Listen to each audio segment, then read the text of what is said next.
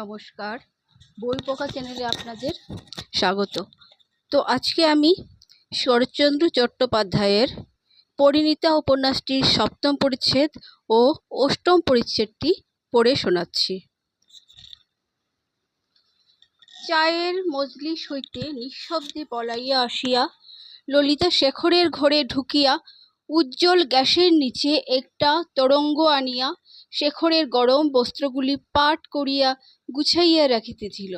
শেখরকে প্রবেশ করিতে দেখিয়াই মুখ তুলিয়া তাহার মুখের পানে চাহিয়া সে ভয়ে বিস্ময়ে নির্বাক হইয়া রহিল। মকদ্দমায় সর্বস্ব হারিয়ে মানুষ যেরকম মুখ করিয়া আদালত হইতে বাহির হইয়া আইসে, এবেলার মানুষকে যেন অবেলায় সহসা আর চিনিতে পারা যায় না, এই 1 ঘণ্টার মধ্যে তেমনি শেখরকে ললিতা যেন ঠিক চিনিতে পারিল না। তাহার মুখের উপর সর্বস্ব হারানোর সমস্ত চিহ্ন যেন কে চিহ্নিত করিয়া দিয়াছে। শেখর শুষ্ক কণ্ঠে জিজ্ঞাসা করিল, কি হচ্ছে ললিতা? ললিতা সে প্রশ্নের জবাব না দিয়া কাছে সরিয়া আসিয়া 2 হাতে তাহার একটা হাত লইয়া কাঁদো কাঁদো হইয়া বলিল, কি হয়েছে শেখরদা? কই কিছু হয়নি তো, বলিয়া শেখর জোর করিয়া একটু হাসিল। ললিতার করস্পর্শে তাহার মুখে কতকটা সজীবতা ফিরিয়া আসিল। সে নিকটস্থ একটা চৌকির উপর বসিয়া পড়িয়া সেই প্রশ্নই করিল, তোমার হচ্ছে কি? শেখর শুনিতে লাগিল। ললিতা এতক্ষণে অপেক্ষাকৃত সুস্থ হইয়া বলিতে লাগিল, গতবারে গাড়িতে তোমার বড় কষ্ট হয়েছিল। বড় করত অনেকগুলোই ছিল, কিন্তু খুব মোটাসোটা একটাও ছিল না, তাই আমি ফিরে এসেই দোকানে মাপ দিয়ে এই 3টে করিয়েছিলাম, বলিয়া সে খুব ভারী একটা ওভারকোট তুলিয়া আনিয়া শেখরের কাছে রাখিল। শেখর হাত দিয়া পরীক্ষা করিয়া বলিল, কই আমাকে বলনি তো? ললিতা হাসিয়া বলিল, তুমি বাবু মানুষ, তোমাকে বললে কি এত মোটা কোট তৈরি করতে দিতে? তাই বলিনি, তৈরি করিয়ে তুলে রেখেছিলুম, বলিয়া সেটা যথাস্থানে রাখিয়া দিয়া বলিল, ঠিক উপরেই রইল, তরঙ্গ খুললেই পাবে, শীত করলে গায়ে দিতে ভুলো না যেন। আচ্ছা, বলিয়া শেখর নির্বিশেষে চোখে কিছুক্ষণ চাহিয়া থাকিয়া হঠাৎ বলিয়া উঠিল, না, এমন হতেই পারে না। কি হতে পারে না? গায়ে দেবে না? শেখর তাড়াতাড়ি বলিয়া উঠিল, না, সে কথা নয়, অন্য কথা। আচ্ছা ললিতা, মার জিনিসপত্র গোছানো হয়েছে কি না জানো? ললিতা কহিল, জানি, দুপুরবেলা আমি সে সমস্ত গুছিয়ে দিয়েছি, বলিয়া সে আর একবার সমস্ত দ্রব্য ভালো করিয়া পরীক্ষা করিয়া চাবি বন্ধ করিতে লাগিল। শেখর ক্ষণকাল চুপ করিয়া তাহার দিকে চাহিয়া মৃদু কণ্ঠে জিজ্ঞাসা করিল, ললিতা, আসছে বছর আমার উপায় কি হবে বলতে পারো? ললিতা চোখ তুলে বলিল, কেন কেন সে আমি টের পাচ্ছি ভাই, বলিয়া ফেলিয়া নিজের কথাটা চাপা দিবার জন্য শুষ্ক মুখে প্রফুল্লতা টানিয়া আনিয়া বলিল, কিন্তু পরের ঘরে যাবার আগে কথায় কি আছে না আছে আমাকে দেখিয়ে দিয়ে যেও, নইলে দরকারের সময় কিছুই খুঁজে পাবো না। ললিতা রাগিয়া বলিল, যাও। শেখর এতক্ষণে হাসিল, বলিল, যাও তো জানি, কিন্তু সত্যই উপায় হবে কি?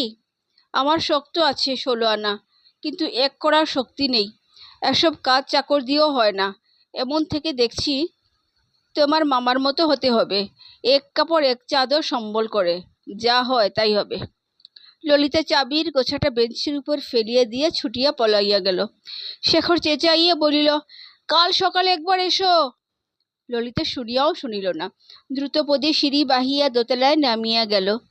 বাড়ি গিয়া দেখিল ছাদের এক কোণে চাঁদের আলোয় বসিয়া আন্নাকালী একরাশ গাঁদা ফুল লইয়া মালা গাঁথিতেছে।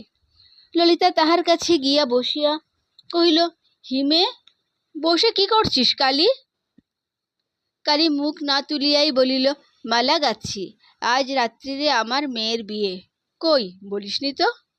ঠিক ছিল না মেসেজদি, এখন বাবা পাজি দেখে বললেন আজ রাত্রির ছাড়া আর এ মাসে দিন নেই। মেয়ে বড় হয়েছে, আর রাখতে পারিনে, যেমন তেমন করে বিদায় করছি। শেষদি 2 টাকা দাও না, জলখাবার আনাই। ললিতা হাসিয়া বলিল, টাকার বেলায় শেষদি, যা আমার বালিশের নিচে আছে, নিগে যা। হ্যাঁ রে কালী, গাঁদা ফুলে কি বিয়ে হয়? কালী গম্ভীরভাবে বলিল, হয়, অন্য ফুল না পেলে হয়।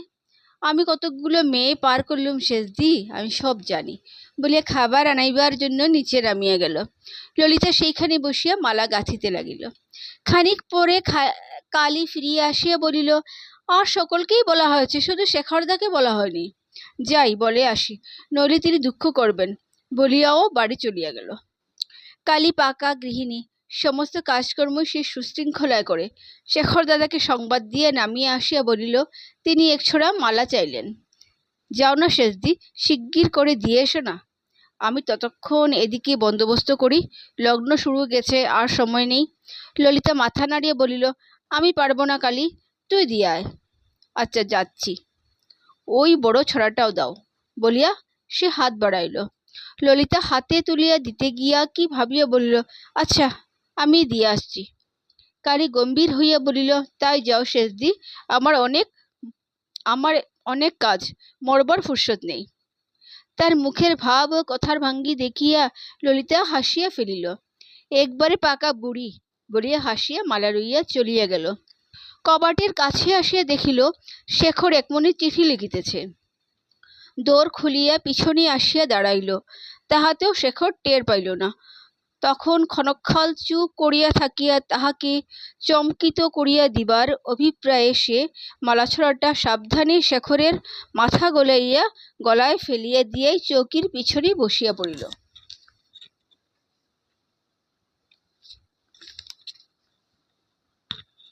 শেখর প্রথমটা চমকিয়া উঠিয়া বলিল, এই কালী।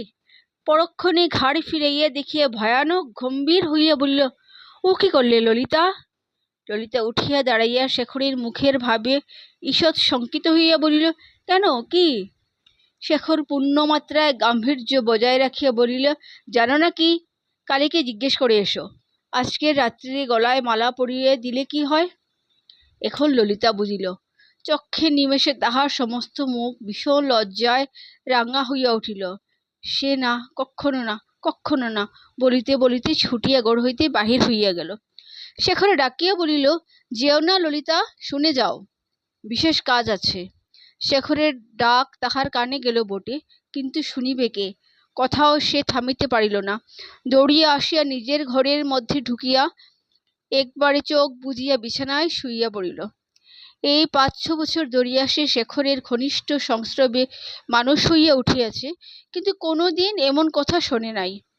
একে তো গম্ভীর প্রকৃতি শেখর কখনোই তাহাকে পরিহাস করিত না, করিলেও এত বড় লজ্জাকর পরিহাস সে তাহার মুখ দিয়া বাহির হইতে পারে, ইহা সে তো কল্পনা করিতেও পারিত না। লজ্জা সংকুচিত হইয়া মিনিট ২০ পড়িয়া থাকিয়া সে উঠিয়া বসিল।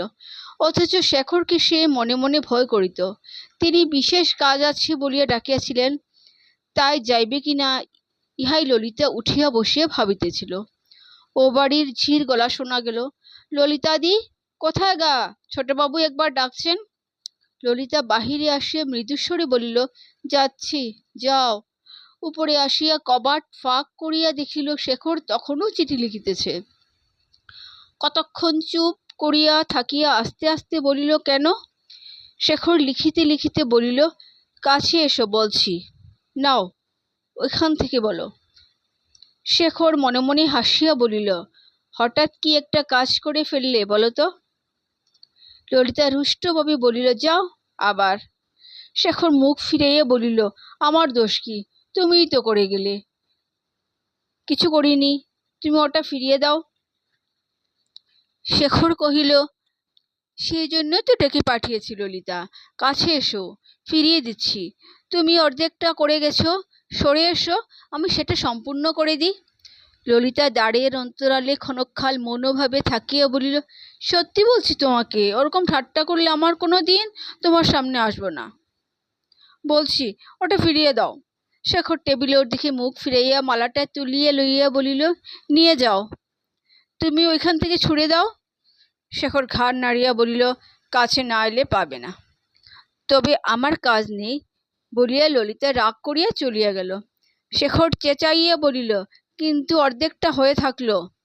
থাক থাক, বলিয়া ললিতা যথার্থই রাগ করিয়া চলিয়া গেল। সে চলিয়া গেল বটে, কিন্তু নিচে গেল না। পূর্ব দিকে খোলা ছাদের একান্তে গিয়া রেলিং ধরিয়া চুপ করিয়া দাঁড়াইল। তখন সম্মুখের আকাশে চাঁদ উঠিয়াছিল এবং শীতের পাণ্ডুর জ্যোৎস্নায় চারিদিক ভাসিয়া যাইতেছিল।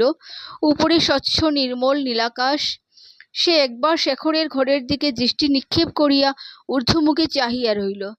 এইবার তাহার চোখ জ্বালা করিয়া লজ্জায় অভিমানে দুই চোখ জ্বলে ভরিয়া গেল। সে এত ছোট নহে যে এসব কথার তাৎপর্য সম্পূর্ণ হৃদয়ঙ্গম করিতে পারে না। তবে কেন তাহাকে এমন মর্মান্তিক উপহাস করা? সে যে কত তুচ্ছ, কত নীচ, একথা বুঝিবার তাহার যথেষ্ট বয়স হইয়াছে।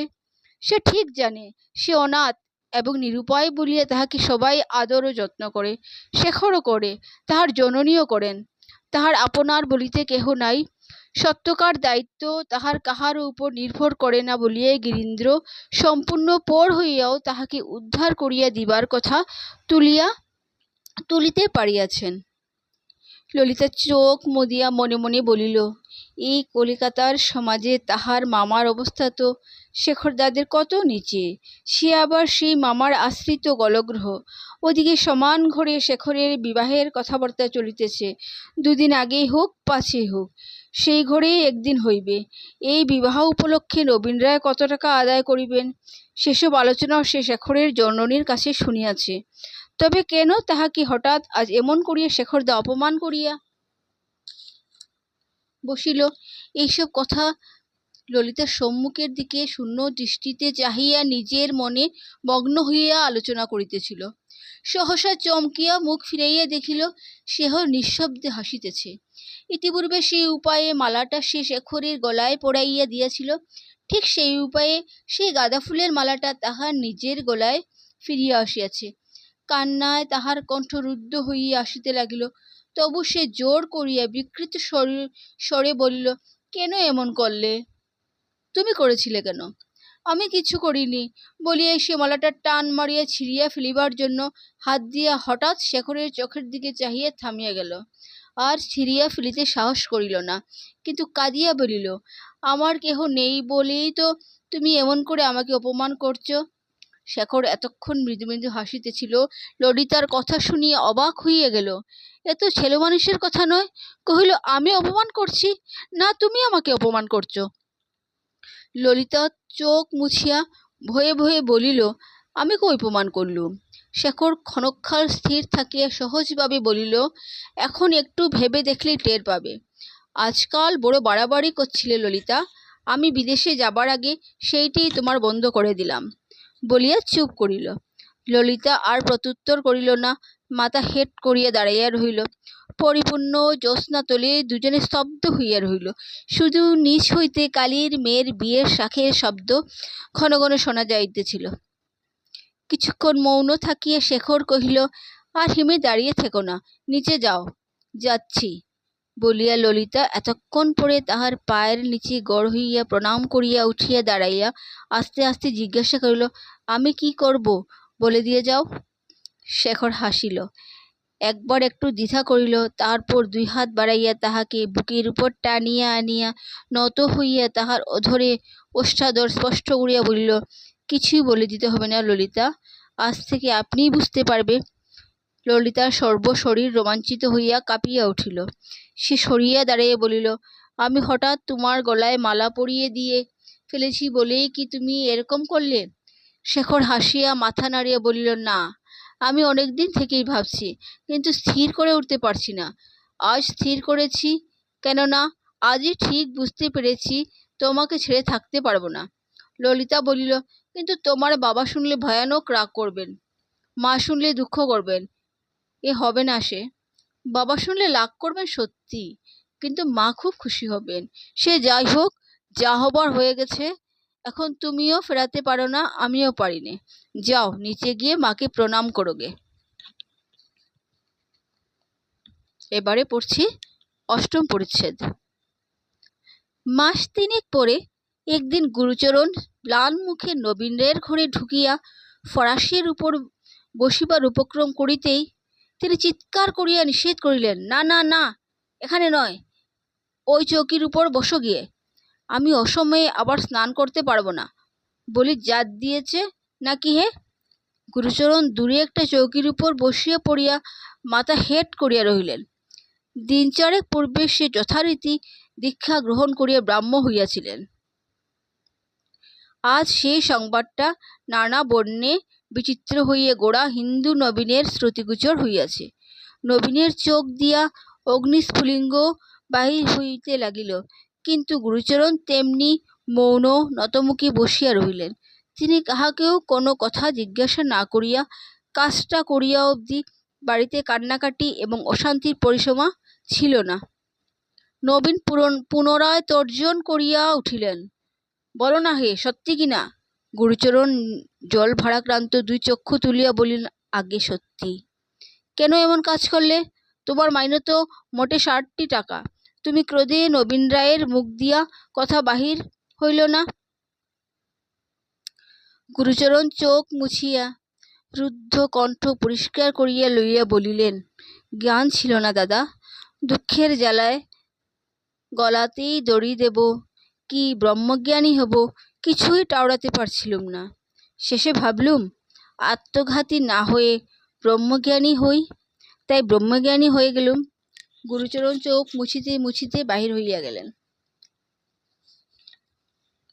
নবীন চিৎকার করিয়া বলিলেন, বেশ করেছ, নিজের গলায় দড়ি না দিতে পেরে জাতের গলায় দড়ি টাঙিয়ে দিয়েছ। আচ্ছা যাও, আর আমাদের সামনে কালামুখ বার করো না।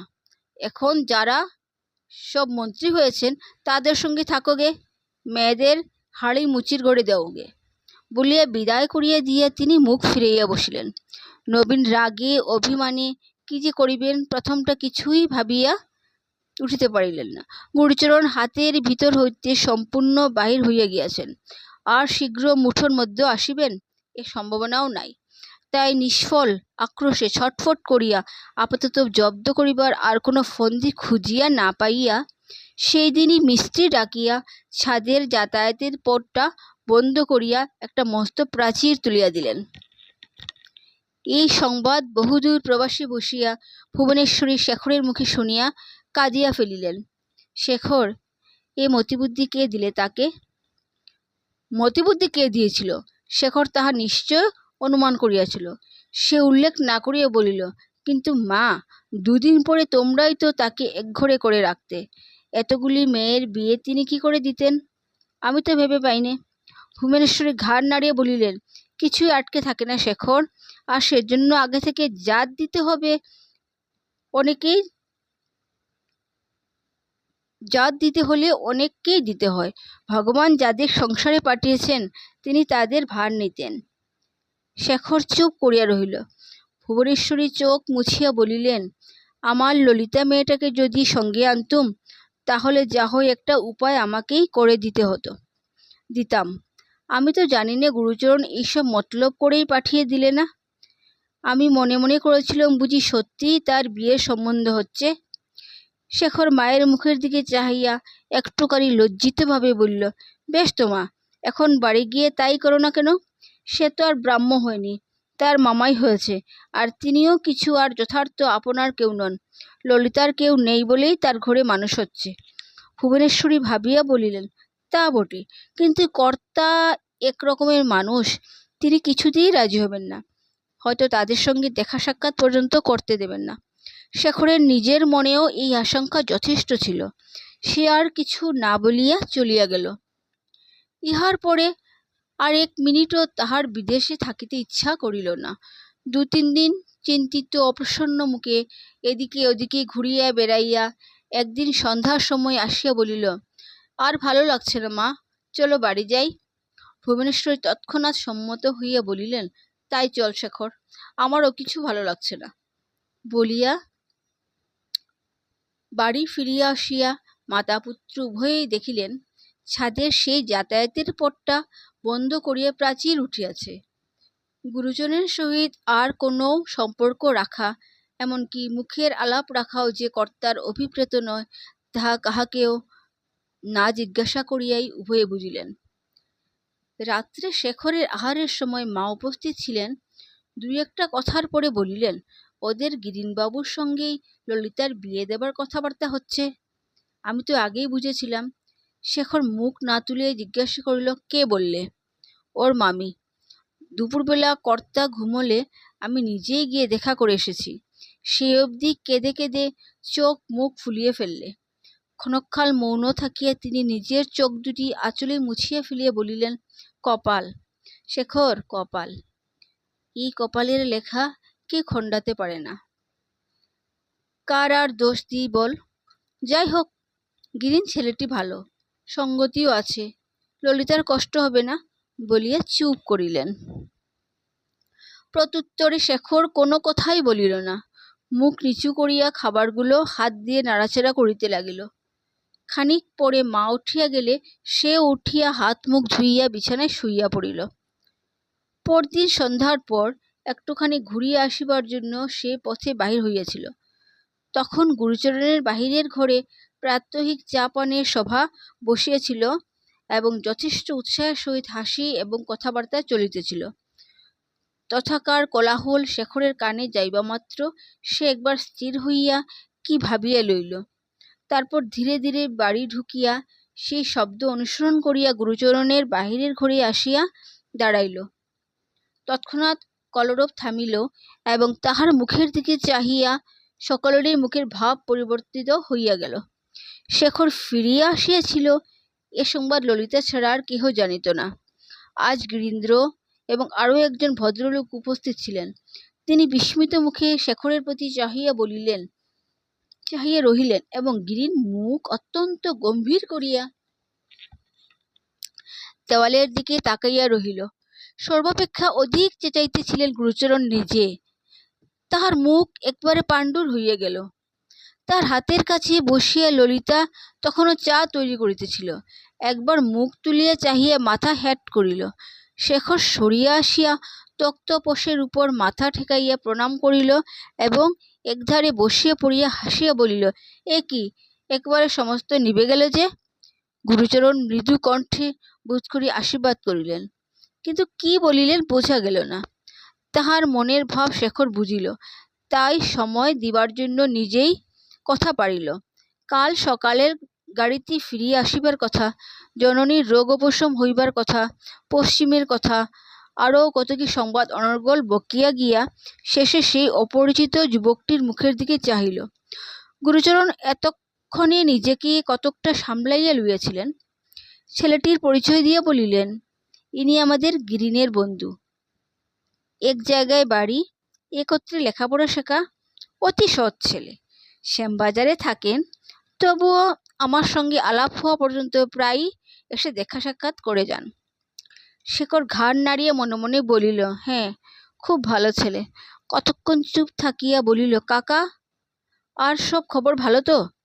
গুরুচরণ জবাব দিলেন না, মাথা হেঁট করিয়া রহিলেন। শেখর উঠিবার উপক্রম করিতেই হঠাৎ কাঁদো কাঁদো স্বরে বলিয়া উঠিলেন, মাঝে মাঝে এসো বাবা, একবারের জন্য ত্যাগ করো না। সব কথা শুনেছ তো? শুনেছি বই কি, বলিয়া শেখর অন্দরের দিকে চলিয়া গেল। তারপরে ভিতরের গৃহিণীর কান্নার শব্দ উঠিল।